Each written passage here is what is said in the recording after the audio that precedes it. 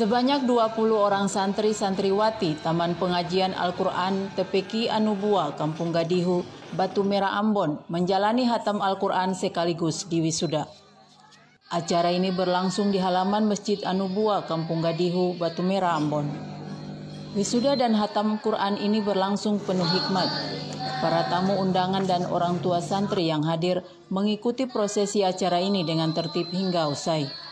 Tampil sebagai pembawa hikmah pada acara ini adalah Habib Bakri Asatri.